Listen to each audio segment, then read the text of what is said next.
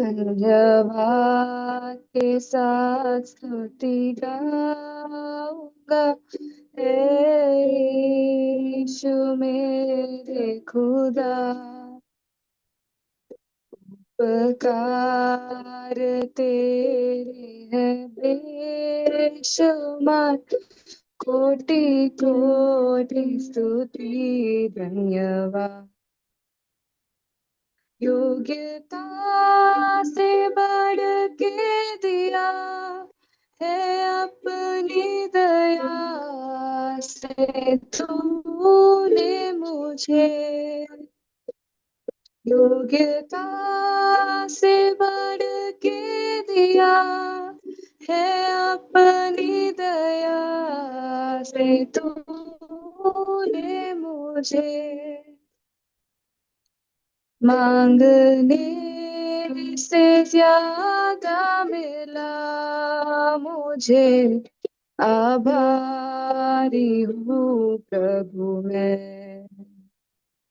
मांगने से ज्यादा मिला मुझे, आभारी हूँ प्रभु मैं।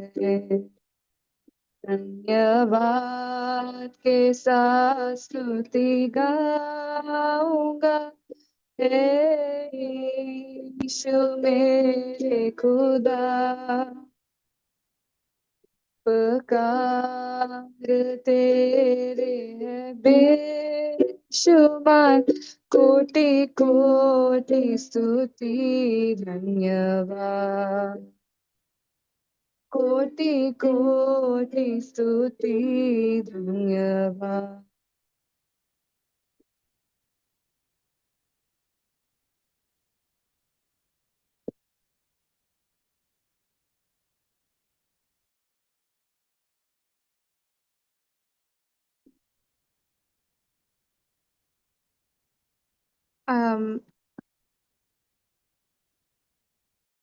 Video is glitching a little. We can hear you, Shalom. Yeah, okay, I'm so sorry. I think the time is up, right? Yeah. Yeah. Thank you so much. Once again, welcome you all to this evening session. And thank you for joining. You have We all had a very tiring day, but despite of it, all of us collectively joined here thinking that we might benefit listening to God's servant talk to us tonight about redeeming time, as time is one of God's precious gifts. We have Brother Anthony Sami all the way from Himachal Pradesh, who's going to take us through how to redeem this time. And the scripture portions are from Ephesians and Psalms, respectively. Brother Sami has been working as a missionary in Himachal Pradesh for the past 23 years now. Originally belongs to Tamil Nadu, but God has plans, and all the way from south to north, and he's been traveling with people, evangelizing, working as a missionary, leading people to Christ, which is a great gift of God. And we are so grateful to have you tonight with us, brother. And he works with Lady Willingdon Hospital again in Himachal Pradesh. So, without further ado, I am going to hand over this time to Brother Anthony Sami to lead us into a time of exhortation. But before that, in case you have any questions, kindly feel free to post them in the chat box down, so that once we are done with the session, we will go through the questions one by one. Thank you so much, brother. Over to you, Brother Sami. Thank you.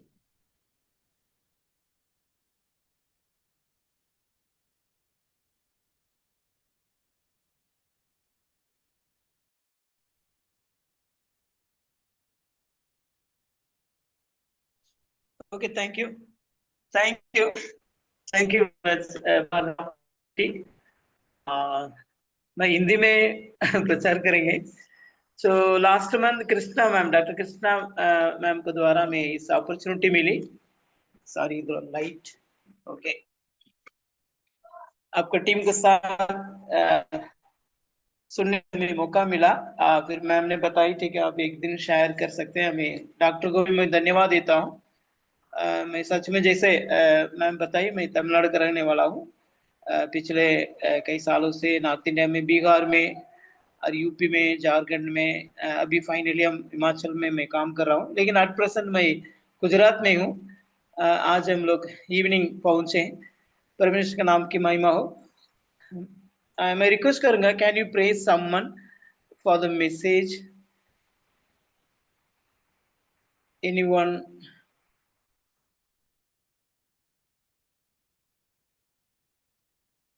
Okay, shall we look to the Lord in prayer? Gracious God, our Heavenly Master, thank you for this wonderful day that you have given to us, Master Lord. Thank you for this time that you have ordained for us to listen at your feet, trying to listen to what you have in store for us, Master Lord. As we are about to go into a time of word, Father Lord, please anoint your servant and help us realize and understand what you are willing to speak to us, Master Lord. Kindly help our hearts to be willing to listen to whatever you have in store for us tonight.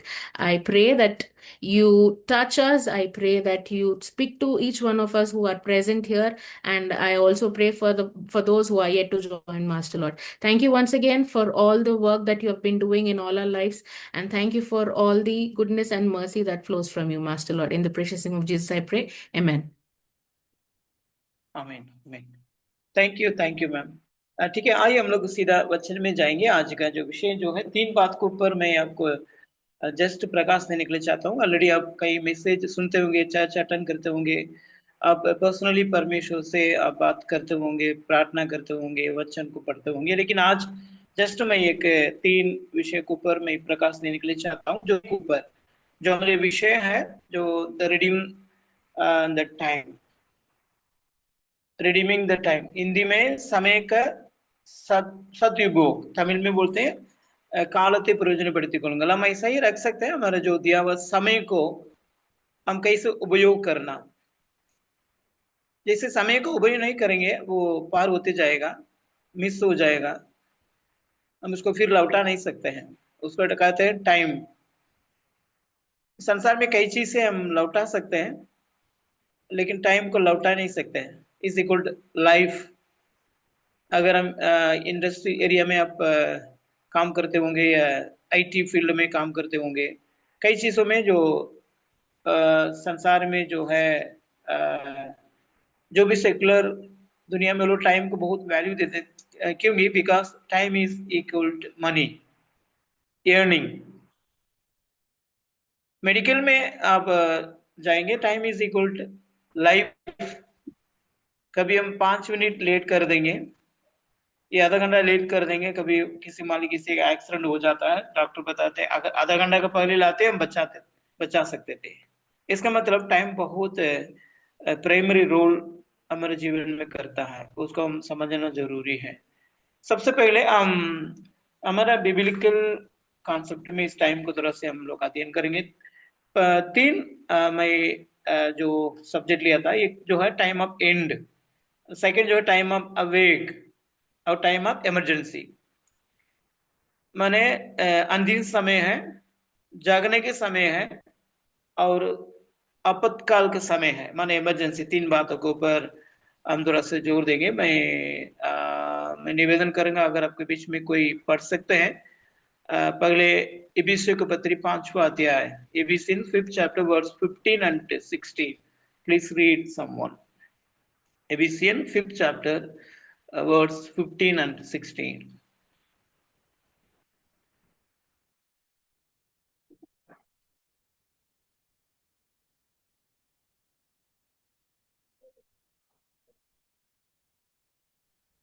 And someone read the scripture portion, Ephesians Yeah, please. chapter 5, verses 15 and 16.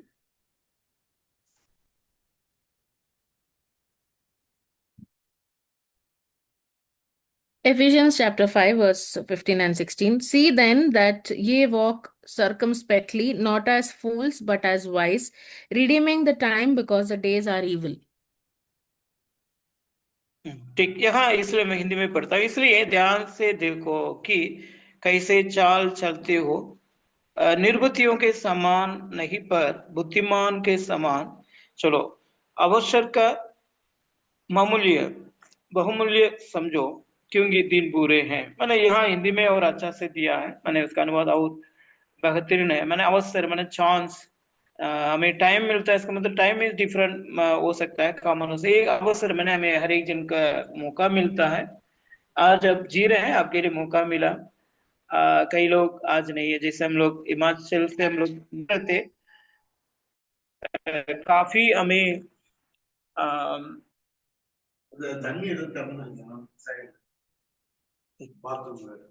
Excuse me excuse.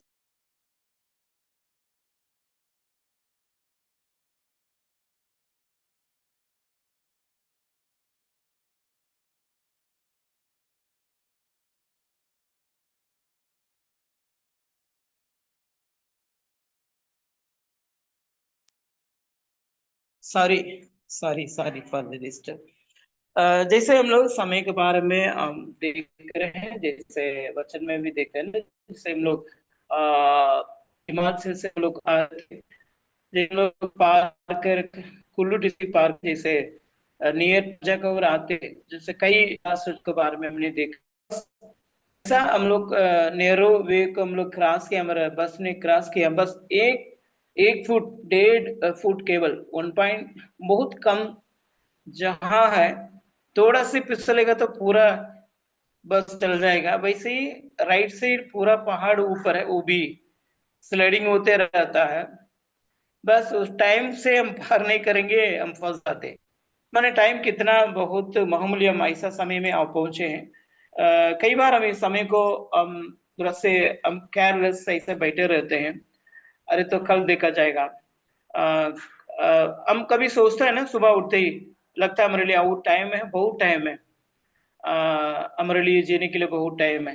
आपको मालूम है, जब मैं एक छोटा सी कहानी में बताऊंगा, एक शिकार करने वाला ने क्या किया, उसने अपने घर से निकला शिकार करने के लिए जंगल को ओर, जाते वक्त उसने कुछ जगह में कुछ पत्थरों को देखा, क्योंकि उनका हाथ में जो था चिड़िया मारते आया, सब खत्म हो गए। एक जगह में छोटा से कुछ पत्थर वहां पड़ा हुआ था, रंगी रंगी का कलर स्टोन्स। उसने उसको लिया, फिर उसको आया, मारते आया, सारे पत्थर खत्म हो चुका था, आखिर में एक पत्थर मिला, उसको रखा, उसने उसको लेकर अपने घर गया। घर जाने के रास्ता, घर घर का जो है, अपने परिवार से मिलने के पगले रास्ता में एक दो जन से मिला था, उसमें एक व्यक्ति उसको हाथ में जो उसको देखा, उनसे पूछा ये क्या तुम्हारा हाथ में, क्या उसके बारे में समझ रहे? उसने बोला नहीं, ये जो है बहुत एक कीमती एक स्टोन है, पत्थर है, अब इसको दे तो तुमको बहुत पैसा मिलेगा। उसने उस पत्थर को देख के उसने बहुत पैसा अपना घर लेकर गया, लेकिन लेते समय उसने रोया था, वो आंसू बहा रहा था। तो उससे शिकार करने वाले से पूछा गया, तुम क्यों रोते हो? क्योंकि मुझे नहीं मालूम था इस पत्थर का वैल्यू, इसलिए मैं इसका कर इसका फेंक दिया इधर उधर, मैं वेस्ट कर दिया। अगर ये पूरा रहता, मैं कितना बड़ी धनी माने एक रिच मैन हो जाता, मेरा नीड पूरा हो जाता। मैं इसके बारे में मुझे जानकारी नहीं है। मैंने कहने का मतलब, जो मेरा हाथ हुआ दिया हुआ समय ऐसे ही है, बहुत वैल्यू रहता है, लेकिन कई बार हम उसको सही तरह से प्लानिंग नहीं करते हैं।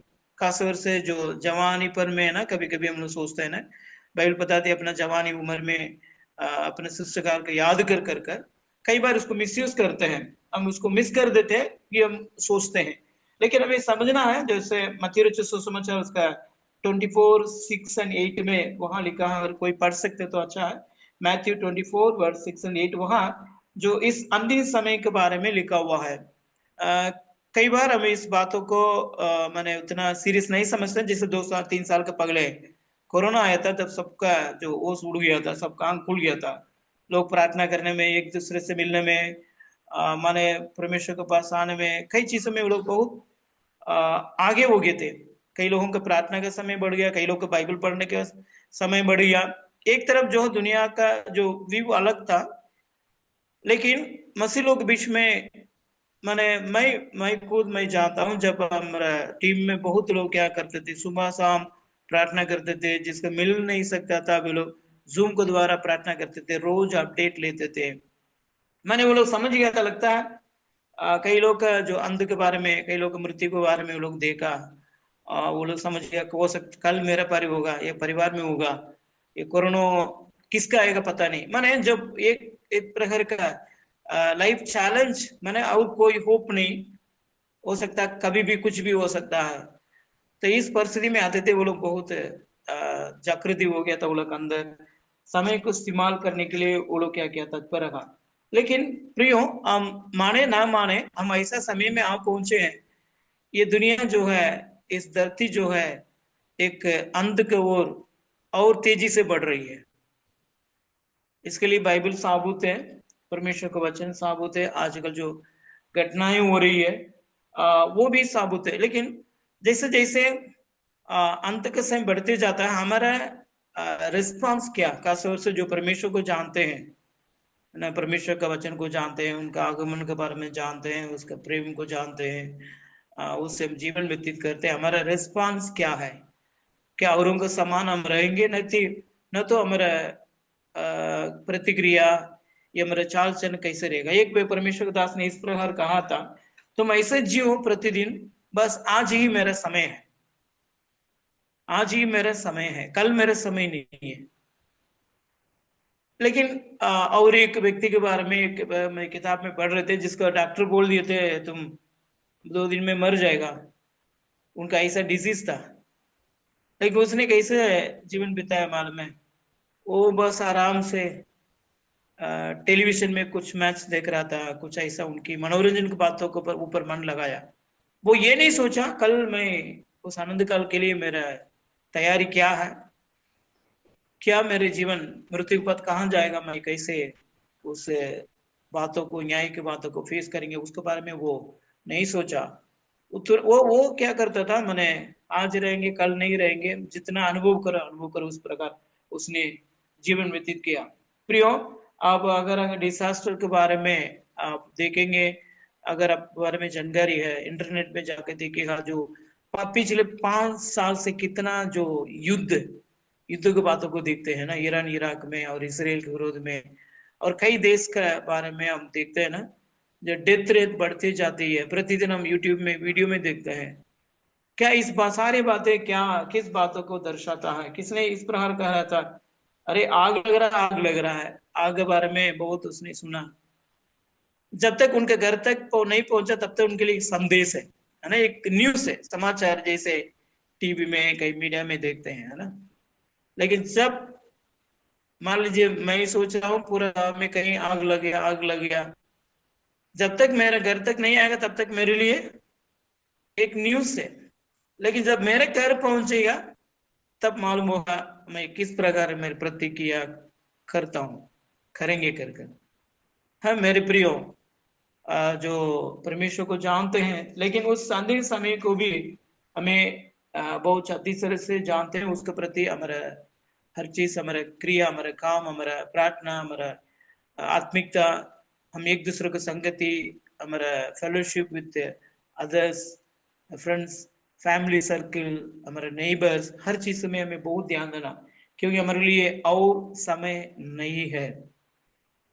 इस बातों को अच्छी तरह से हमें जानना जरूरी है। इसलिए प्रभु का वचन में लिखा है, जो पवित्र है और पवित्र हो जाओ, और पवित्र हो जाओ, और परमेश्वर की निकटता में हम आगे बढ़ने के समय है, क्योंकि हम अंतिम समय में आप पहुंचे।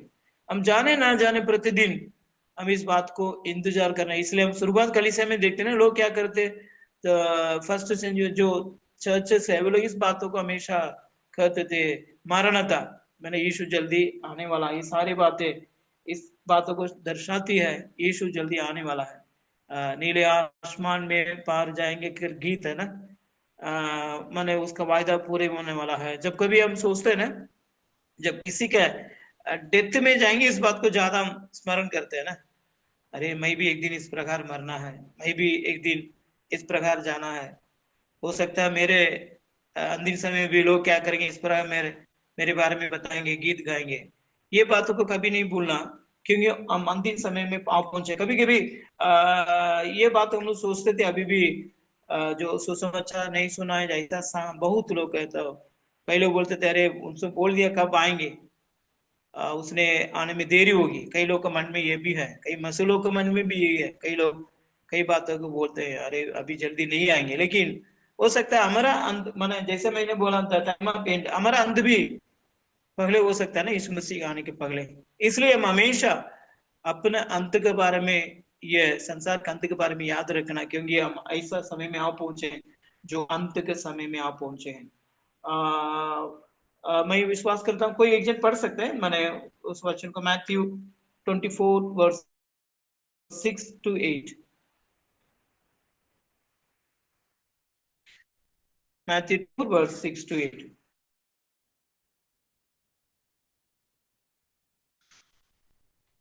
Matthew chapter 24, verses 6 to 8. And ye shall hear of wars and rumors of wars. See that ye be not troubled, for all these things must come to pass, but the end is not yet. For nation shall rise against nation, and kingdom against kingdom, and there shall be famines and pestilences and earthquakes in diverse places. All these are the beginning of sorrows. देखिए, beginning of sorrows का क्या, पीड़ा के लिए ये आरंभ है। पीड़ा के लिए आरंभ, पीड़ा आरंभ एक अच्छा शब्द है। मैंने जैसे हम लोग पेशेंट डिलीवरी के लिए लाते हैं, जब घर में उसका डिलीवरी पेन शुरू हो जाता है, आप जानते हैं, अगर लेडीज को पहले घर वाला पहले सब कोई तैयारी करते हैं, कपड़े वगैरह सब तैयार करते हैं, पैसा तैयार करते हैं। जब पीड़ा आरंभ होता है चुपचाप नहीं रहते, तो महिला बोलती है मेरा अभी दर्द शुरू हो गया, कोई नहीं कहेंगे अरे चलो देखेंगे, ऐसा नहीं कहेंगे ना, वो लोग सब तैयारी करते हैं, डॉक्टर को बोलते हैं, गाड़ी तैयार करते हैं, पैसा तैयार करते हैं, हर चीज को तैयारी करते हैं। इसका मतलब जब पीड़ा का शुरुआत है, हम ये नहीं कह सकते हैं हम ऐसा ही अपना जीवन को व्यतीत करें। प्रियो, हम अपना आपको तैयारी करना बहुत जरूरी है। जैसे 10 कुमारी के बारे में हम देखते हैं ना, 5 लोग बुद्धिमान थे, 5 लोग मूर्ख थे, है ना। जब दुल्हन जब आने के वक्त हुआ, मैंने आवाज आया, 10 को निकल गए थे, अपना घर से निकल गए थे, लेकिन उसमें 5 बुद्धिमान थे, वो लोग अपना दिया का साथ तेल लेकर गया ना। लेकिन 5 लोग भी, वो लोग भी निकल आए, लेकिन तेल लेकर नहीं गया। जब दुल्हन आने में देरी हुआ, सबको सो गए थे, जैसे आज हम सो रहे हैं ना, सबको ही सो रहे थे। लेकिन 5 लोग फिर जब ट्रम्पेट बजा तो वो लोग आवाज आया, बोलने लगा अभी दुल्हन आ गया है। एक ही लोग का अच्छा एक रीति रीता, वो लोग जाग उठे। मैं जब बिहार में थे तो शादी के समय जाएगा तो बहुत मजा आएगा। मैंने रात को लोग शादी करते हैं, रात 12-1 बजे खाना खिलाते हैं। मैंने उस समय के लिए इंतजार करते हैं ना, जब दुल्हन आने तक इंतजार करते हैं। वे लोग भी इंतजार किया, लेकिन सबको शायद तो आने में लगता है क्या होगा, टाइट हो गया, सो गया। लेकिन 5 लोग उसमें बुद्धिमान थे, तेल को लाया, लेकिन 5 लोग नहीं लाया। प्रियो, में अपना आपको थोड़ा से जांच करना है, हम कितना तक तैयारी में। तेल इस बात को दर्शाता है प्रिपरेशन, हम आगे उसको भी हम देखेंगे। परमेश्वर साथ संगति, तेल अभिषेक को दर्शाता है, पर पवित्र आत्मा की भरपूरी को दर्शाता है। तेल परमेश्वर पर झील है ना, प्रभु के कार्य के प्रति जो आग है ना, तेल डालेंगे दिया जलेगा, ये आग को दर्शाता है। लेकिन बाहर उतना नहीं दिखाई, जैसे दिया जलता है ना, बाग नहीं दिखाई देता है। प्रियो, इस बात जैसे उसमें 10 कुमारी बुद्धिमान इस वचन में देखते हैं, जैसे निर्बुद्धि के समान नहीं है ना, निर्बुद्धि के समान नहीं, पर बुद्धिमान के समान चलो। ये चाल चलन के बारे में भी हिंदी में लिखा है, चाल चलते हो, मैंने प्रैक्टिकल लाइफ है ना। भक्ति करने वाला बहुत है, बाहर दिखाने वाला बहुत है, ऐसा कपड़ा पहनेंगे, कोई व्हाइट कपड़ा ही पहनेंगे, कोई ज्वेल्स नहीं पहनेंगे। मैं सॉरी, मैं शिकायत नहीं कर रहा हूँ। कई जो अपीयरेंस में बहुत कुछ दिखा सकते हैं, जैसे अन्य धर्म में भी है ना, माला पहनेंगे, टीका लगाएंगे, बहुत कुछ करते हैं, लेकिन परमेश्वर से दूर है। वो एक बार इसराइलियों के बारे में कह रहे थे, वे मुंह से होते हैं लेकिन हृदय से दूर है। प्रियो, तेल इस बात को दर्शाता है, हम प्रतिदिन हमारे जीवन में तैयारी तैयारी बहुत जरूरी है। मैं बचपन में मेरे घर में दिया था, शायद आपका उसको एक्सपीरियंस किए होंगे, लैंडन बोलते हैं ना, उसको क्या करते हैं प्रतिदिन, उसमें शीशा रहता है, उसको धोना माने सॉरी साफ करना पड़ता था। अब साफ नहीं करेंगे दिया तो जलेगा लेकिन बाहर रोशनी नहीं आएगी। मम्मी बोलती थी उसको रोज क्या करो साफ करो, उसका हमारे लिए ड्यूटी मिलता था। कभी कभी हम लोग गलती से उसको तोड़ देते थे। जब नए नए शादी हुआ हम लोग मिशन फील्ड में था, मेरे पत्नी के हाथ में लैंटर्न रहेगा, वो कभी इस्तेमाल नहीं की। वहां जिस जगह में हम लोग करवंदिया नाम से जहां में था बिहार में था, बिजली नहीं हुआ। उसने क्या किया, जब मम्मी घर पर आए हुए थे उसने गलती से क्या करी, पूरा जैसे बर्तन धोते हैं वैसे पानी डाल के पूरा धो दिया, अंदर मिट्टी तेल था। फिर वो दिया नहीं जला पाया, बहुत मुश्किल से फिर उसको साफ करना पड़ा। कभी कभी हम अपने आप को तैयारी करने के लिए बहुत कोशिश करते हैं, बल कई बार हम गलती भी कर देते हैं। हम सोचते हैं तो मैं तो प्रार्थना कर रहा, मैं तो बाइबल पढ़ा था, मैं तो परमेश्वर के सामने बैठा था, लेकिन हम सही तरीका से परमेश्वर के साथ संगति करते, हम अपना अंदर जो दिया है, जो परमेश्वर दिया हुआ उदार की अनुभव, दाऊद कहते हैं ना, जो उदार की कटोरे के लेकर मैं तेरी दंडवत करूंगा, मैं आराधना करूंगा। जब हम आराधना करते हैं हम दिखावट के लिए नहीं, हम प्रार्थना करते हैं दिखावट के लिए, सच में वहां एक जीवन होना चाहिए ना। जैसे दाऊद गीत गाता था, बीना बजाता था। आज एक सिस्टर बजा रहे थे वर्शिप में, अच्छा लगा। बजाता शैतान भागता था, लोग दुश्मन था वो निकल जाता था। प्रिय हमारे अंदर ये होना, मैं आराधना करूंगा, मैं प्रार्थना करूंगा, कीजिए मेरे देव जीवन के द्वारा, मेरे तैयारी के जो मेरा व्यक्तिगत जीवन प्रार्थना के द्वारा, आराधना के द्वारा कुछ होना है। हमको थोड़ा से जिद्दी करना, प्रभु से मांगना, प्रभु ऐसा मुझे वरदान दे, जैसे फादर बेकमास गीत गाते थे ना, गीत गाया साउल के अंदर जो दुष्ट आत्मा भागा कर गीत, अच्छा लाइन था। मेरे प्रिय वर्शिप लीडर्स, प्रेयर लीडर्स, जो भी जो आत्मिक लीड करते हैं, उसका कोई बात नहीं, आप टाइम पास्टर नहीं है या सेवक नहीं, फिर भी आपको एक छोटा सा प्रार्थना किसी के जीवन में बदलाव को लाना जरूरी है। क्योंकि हम अंतिम समय में आ पहुंचे हैं। जैसे आप जानते हो स्पोर्ट्स में जो दौड़ते हैं ना, जो सटन पॉइंट आता है उनका तेज बढ़ जाता है, ओलंपिक वगैरह देखे थोड़ा दौड़ेगा, लेकिन एंड पॉइंट आती है ना, इतना तेजी से दौड़ते हैं ताकि जीतने के लिए कोशिश करते हैं। प्रियो, हम अंतिम समय में आओ पहुंचे, ये नहीं हम प्रतिदिन बोलते रहे अंतिम समय में है इस तरह होता है, लेकिन हमारा बोली, हमारा व्यवहार, हमारा प्रार्थना, हमारा आत्मिक जीवन, हमारा संगति, हमारा किस बात के लिए ज्यादा जोर देते हैं वो हमें बहुत जरूरी है। और ये दूसरा पॉइंट को देखेंगे, इन द टाइम अब एक मन जागना, जागने के समय है। एक तेरा अध्याय 3 Roman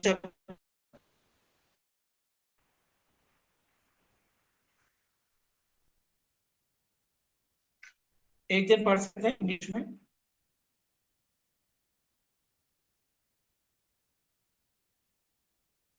Roman 13 after verse 11।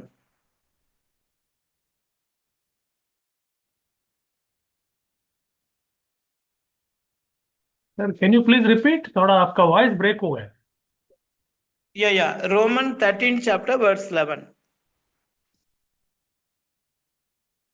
Romans 13:11, and that knowing the time that now it is high time to awake out of sleep, for now is our salvation nearer than when we believed.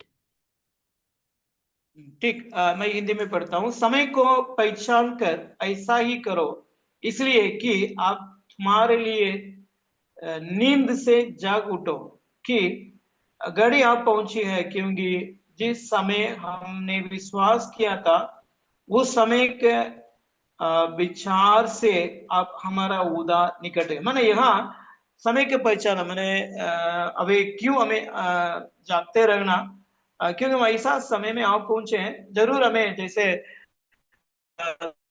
होती है, जरूर कई response है, family response है, कभी कभी सेवा करते हैं, कभी मल्टी रोल प्ले करते हैं ना। जब हम लोग जब मिशन में आते हैं हमें बहुत काम करना पड़ता है ना, लोग कम रहते हैं, कभी वही मिशनरी ड्राइवर हो जाते हैं, वही मिशनरी खाना बनाने हो जाते हैं, वही मिस्त्री, मैं कई कामों को करते हैं। शायद अभी आप अपने क्षेत्र में बहुत काम करते होंगे, कोई पार्ट टाइम में भी काम करते हैं ना, फैमिली चलाना कई चीजें। हमारे पास बहुत चुनौतियां हैं, हमारे समय को निकाल देते, लेकिन फिर भी हम समय को पहचाना है, समय को पहचानो, ऐसा ही करो, इसलिए कि अब तुम्हारे लिए नींद से जाग उठने की घड़ी आ पहुंची है। मैंने हम सोते हैं ना केवल फिजिकली, स्पिरिचुअली भी जाग उठना जरूरी है ना। ये अपना आप को दर्शाता है। मैं विलियम कैरी के बारे में मैं एक बार देख रहा था, उसने सुबह से रात तक उनका शेड्यूल के बारे में मैं पढ़ रहा था, मुझे बहुत आश्चर्य लगा। आप जानते होंगे द मॉडर्न मिशनरी है ना, फादर ऑफ मिशनरी बोलते हैं, जिसने भारत में आकर उसने बहुत कुछ किया। जो उसे उसका टाइम शेड्यूल मैंने देखा सुबह से, उसने यहाँ आकर 40 लैंग्वेज में उनके बारे में मैं पढ़ रहा था। उसने बाइबल का अनुवाद किया, कोई पूरा बाइबल, होल बाइबल का अनुवाद किया, कुछ पार्ट ऑफ बाइबल अनुवाद किया उसने। बंगाली में क्या किया उसने, डिक्शनरी बनाया, सेरामपुर यूनिवर्सिटी को मैंने एस्टेब्लिश किया, बनाया। अभी आज भी उस यूनिवर्सिटी को देखते हैं। वो भी हमारा समान मनुष्य था। उनके बारे में मैं देखा था, उनका पत्नी पागल हो गई थी एक वक्त में, डिप्रेशन में चला गई क्योंकि उनका बेटा मर गया था। वो उसको पढ़ते समय मैं रोया बैठ के, प्रभु मेरे अंदर ऐसा जागृत दे। उसने काफी बदलाव को लाया भारत में। वो भारतीय नहीं था, इंग्लादेश में रहने वाला था। यहाँ आकर उसने हिंदी सीखा, हर भाषा सीखा उसने। उस समय उनका जो जिस संस्था ने विदा किया वो भी सपोर्ट नहीं कर रहे थे, उसको भी लोग रोक दिया था। उसने खुद किसानी काम किया, जाकर उसने खेती में काम किया। उसने पहले बार प्रिंटिंग मशीन को लाया। मैं उनका जीवन के बारे में पढ़ रहा था, मैं कौन हूं, मैं इतना साल मैं मसीह में है एक सेवक बनकर, मैं कभी कभी मुझे शर्म आया था, प्रभु मैं क्या कर सकता, मैंने क्या किया। प्रियो, कभी कई बार ये नहीं सोचता ना, हम क्यों जाग नहीं उठते, क्यों हमें दर्द नहीं है, क्यों लंबे समय सोते हैं। मान ली मेरे बेटी, उदाहरण के लिए बता रहा हूँ, आईसीयू में है, क्या मुझे नींद आएगी? नॉर्मल लाइफ नहीं रहेंगे।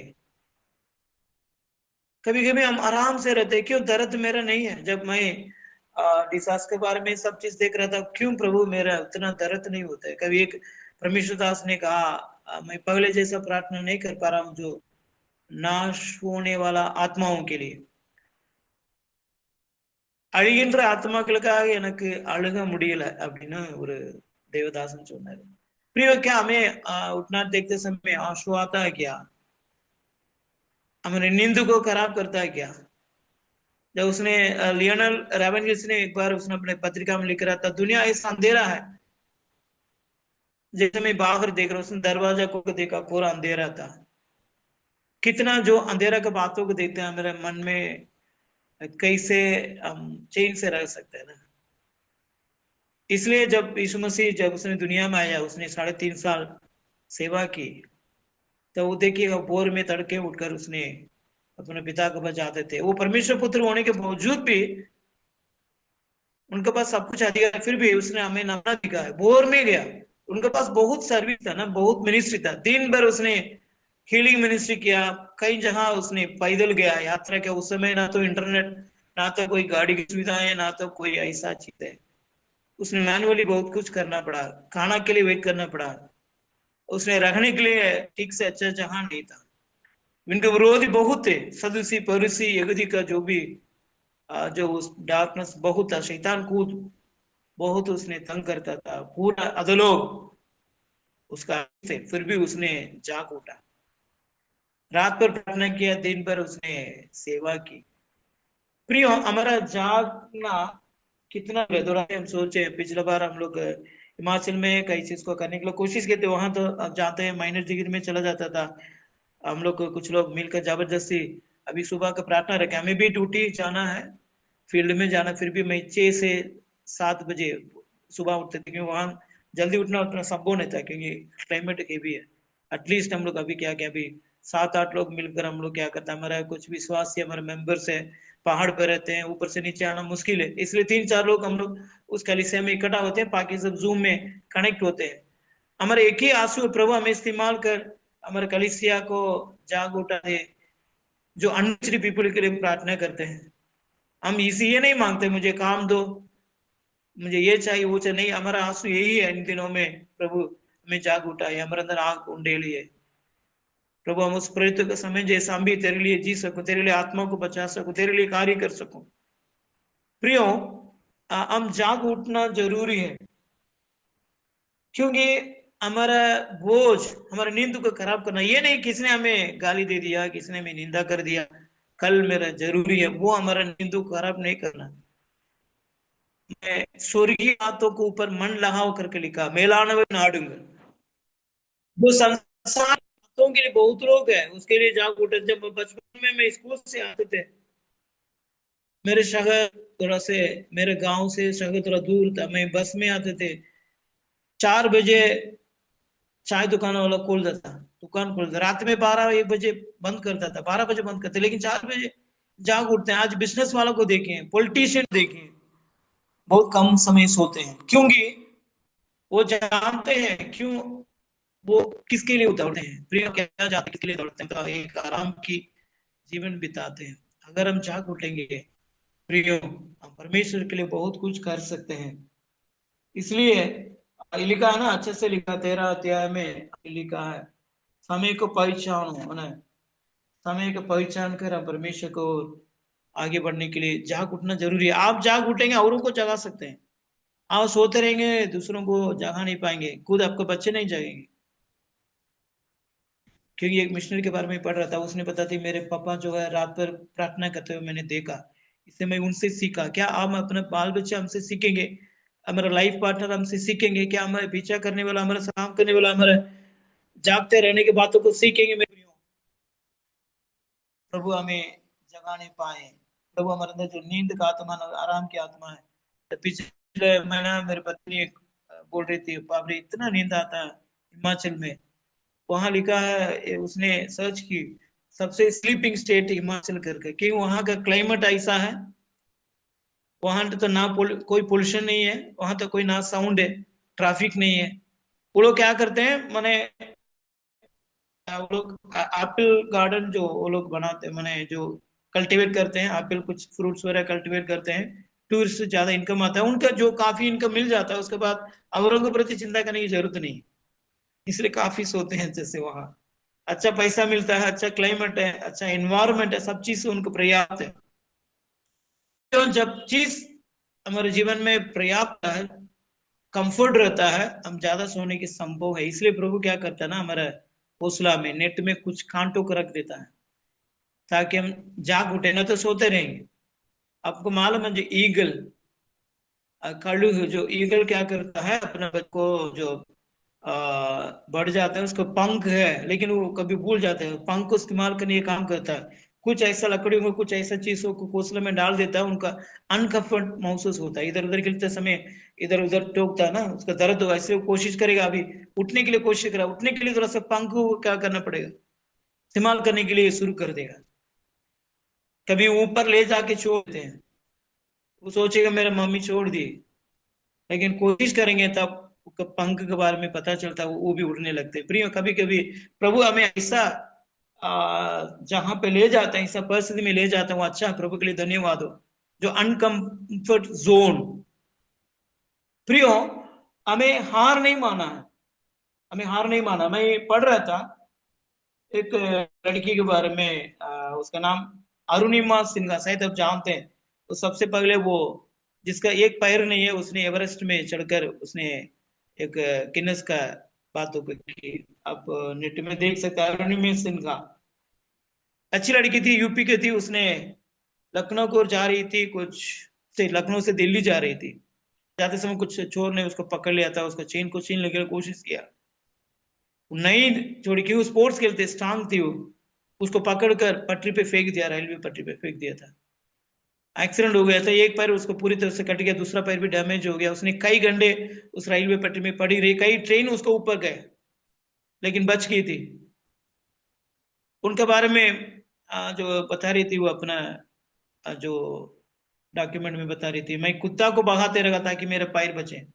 बाद में उसको ऑपरेशन लोकल का हॉस्पिटल में, वहाँ हॉस्पिटल का कोई एनेस्थीसिया का सुविधा नहीं था, उसने बोली, डॉक्टर बोला देखो अब एक पैर को तुम्हें काटना पड़ेगा। उसने काट दिया, बोला काट दीजिए, एनेस्थीसिया नहीं, कोई लोकल इंजेक्शन काट दिया। उसके बाद उसको ऑपरेशन में भर्ती थी उसका जो जीजा जी, दीदी का पति आकर उनसे पूछ रहा, बोल रहा था, सुनो तुम एवरेस्ट जाने के लिए, एवरेस्ट चढ़ने के लिए कोशिश की है ना, उसके लिए पैर की जरूरत नहीं। वो ऐसा ही वो मजाक में बोल के चला गया, लेकिन वो उनका अंदर बहुत बड़ा प्रभाव लाया। उसने आकर वो सारी चीज ठीक हो गया था। एक माने आर्टिफिशियल पैर उसको फिक्स किया गया। बाद में धीरे धीरे उसको ट्रेनिंग पाई। बस 1-1.5 साल में उसने अचीव की।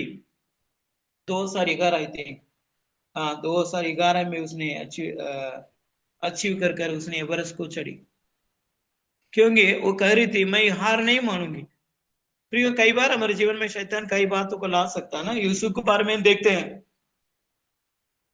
उसको बदनामी हुआ, निंदा कर रहे थे तो भाई लोग उसको बेच दिए थे। एक औरत ने उसके ऊपर आरोप लगाया, लेकिन उन्हें हार नहीं माना।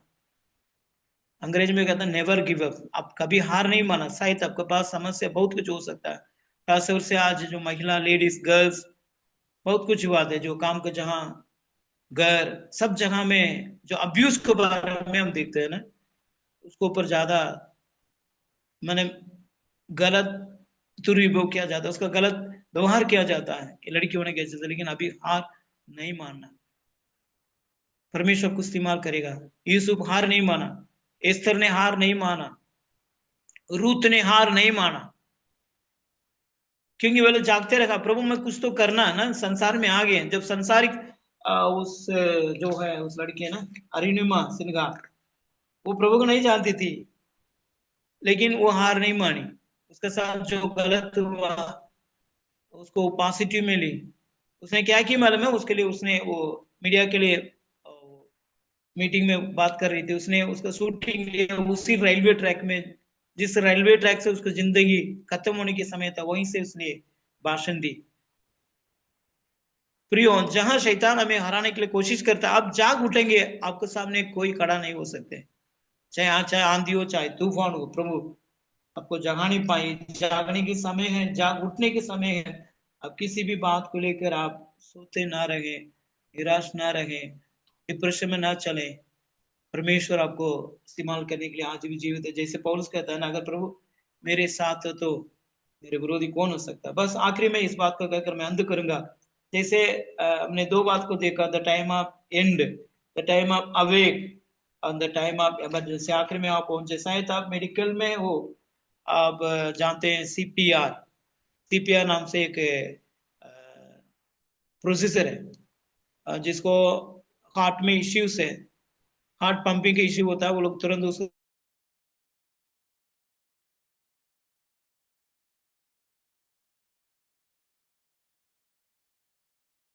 सीपीआर के लिए टाइम नहीं लगता है, तुरंत देना पड़ता है। जैसे हार्ट बंद हो जाता है, ब्रेन लाइव रहता है, लेकिन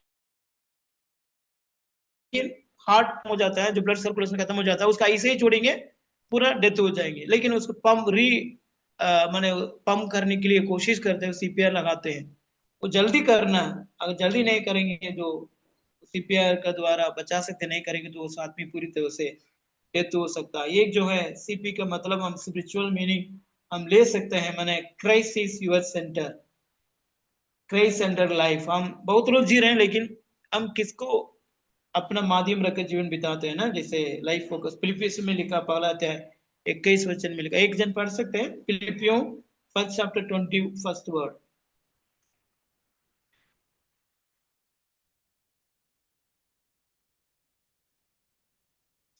फिलिपियों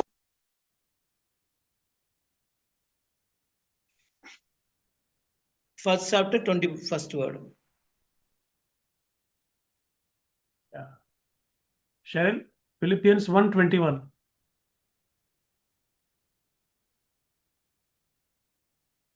Can you read someone? Philippians 1 chapter 21. Philippians For to me, 1:21. Yeah. Go ahead. read, Cheryl. For to me, to live is Christ and to die is gain. आपका आवाज नहीं आ रहा उतना। For to me, to live is Christ and to die is gain. हाँ, मैंने Christ is our centre. जब अब Christ हमारे लिए सेंटर रहेगा तो हमारे जीवन में बहुत कार्य हो सकता है मेरे प्रियो। सीपीआर में यही है, सबसे पहले हम क्यों उसको जरूर हमारे जीवन में कई बार हमारा सेंटर या हमारा जो ध्यान इधर उधर हो जाता है। जैसे कई लोग बाइबल में देखते हैं ना, सिमसोन सिमसोन नाम से व्यक्ति था, उसने परमेश्वर ने बुलाया फिलिस्तीन के हाथों से इजराइलों को, परमेश्वरों को छुड़ाने के लिए, लेकिन उसने क्राइस्ट छोड़कर दूसरा जगह उनका ध्यान हो गया, मैंने लेडीज के ऊपर, मैंने अन्य बातों के ऊपर ध्यान लगा, इसलिए उसने सक्सेसफुल नहीं चला पाया।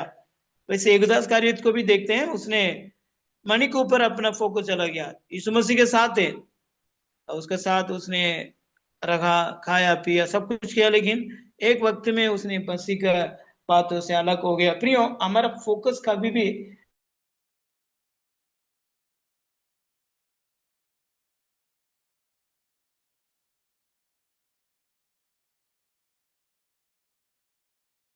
परस्यू फ्रॉम एडिक्शन, माने कोई भी बात तो हमें गुलाम ना बनने पाए, हमें माने उसका एडिक्शन ना होने पाए। आजकल एडिक्शन का शब्द ज्यादा अब सुनते होंगे, जैसे आजकल youngsters mobile addiction, drug addiction, कई चीजों में, जैसे गेम, कई चीज, कई बातों के ऊपर अपना जो एडिक्शन में फंस जाते हैं, लेकिन हम ना फंसे, किसी भी चीज हमें बांध कर ना रख पाए, उससे भाग रहे हैं।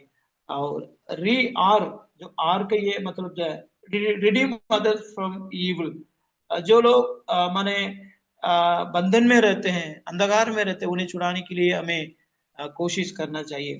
और जो पी में और भी हम कर सकते हैं, pray, prepare yourself, proclaim gospel, माने प्रार्थना हमारा प्रथम स्थान रहने पाए। माने कि किस तरफ हम एडिक्शन से माने अपना आपको प्रिवेंटिव कर सकते हैं ना, जैसे प्रिवेंटिव मेंटेनेंस बोलते हैं, कोई भी चीज आने से पहले यीशु मसीह ने कहा जागते रहो, प्रार्थना करो करके। क्यों कहा? क्योंकि जैसे पतरस के बारे में देखते हैं, जब पतरस एक वक्त में जब यीशु मसीह के साथ थे, जब प्रार्थना करने के बोला सोते रहा, लेकिन जब परीक्षा आई उसने यीशु मसीह को ग्रहण किया, माने इनकार किया, 3 बार इनकार किया। वैसे ही जब प्रार्थना में हम ढीला ढाला रहेंगे, तब हम प्रिवेंटिव नहीं कर सकते अपना आपको।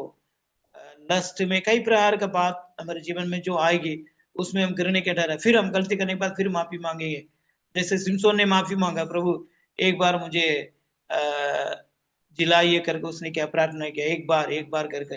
वैसे मत में ना जाए, प्रिवेंटिव अपना आपको करने के लिए कई तरीका है। परमेश्वर हमारे लिए एक अच्छा संगति को दिया, चर्च को दिया, अच्छा जो टीम को दिया, मिल के परमेश्वर है ना, अपना आपको प्रिपेयर कर सकते हैं। प्रिपरेशन जो है प्रतिदिन की लाइफ है, अपना जीवन में करना है। दूसरा जो है एक अच्छा प्रैक्टिस है, प्रोक्लेम द गॉस्पेल, प्रतिदिन हम किसी ना किसी को परमेश्वर का प्रेम के बारे में बताना अनिवार्य है। ये प्रैक्टिकल है, प्रैक्टिकल नहीं करेंगे, जैसे मान लीजिए खाते पीते रहेंगे, मोटे होते जाएंगे, बीमार होकर जल्दी मर जाएंगे, डॉक्टर को ज्यादा पैसा देना पड़ेगा आपको, इसलिए डॉक्टर लोग कहते हैं वॉकिंग करो, रनिंग करो, प्रैक्टिस करो। मैंने जो कुछ हम इनपुट लेते हैं उसको खर्च करने के लिए, उसको लाभ उठाने के लिए हम प्रैक्टिस करना पड़ेगा, फिजिकल एक्सरसाइज करना पड़ेगा। प्रोक्लेम द गॉस्पेल माने सुसमाचार किसी को सुनाना, कई माध्यम से आज हम सुना सकते हैं ना, हम अपने मीडिया को यूज कर सकते हैं, अपने फ्रेंडशिप सर्कल है, ग्रुप से, लेकिन सच्चे दिल के साथ, प्रार्थना के साथ, तैयारी के साथ करेंगे, जरूर परमेश्वर उसमें प्रतिफल को ला सकता है। आइए इस बात के साथ मैं अंत करने के लिए चाहता हूँ, आइए इस समय को इस्तेमाल करें, पहचाने समय को, सदुपयोग करें, मैं टाइम को इस्तेमाल करें जो परमेश्वर हमारे जीवन में दिया है। 3 बात को मैंने कहा कि हम ऐसा समय में आप टाइम ऑफ एंड, दूसरा जो है टाइम ऑफ अवेक, हम जाते रहने के समय है। अब टाइम ऑफ इमरजेंसी, हम ऐसा आपातकाल में पाए जाते हैं मेरे प्रियो। एक लताचिक जीवन, माने किसी के प्रति कोई चिंता नहीं, ऐसा हम आलसीपन में ना पड़े रहे हैं, परमेश्वर हमें जाग उठने पाए, परमेश्वर हमें सहायता कर सके। थैंक यू जो इस मौका को मुझे दिया, सबको मैं धन्यवाद देता हूँ। Thank you, God bless you all.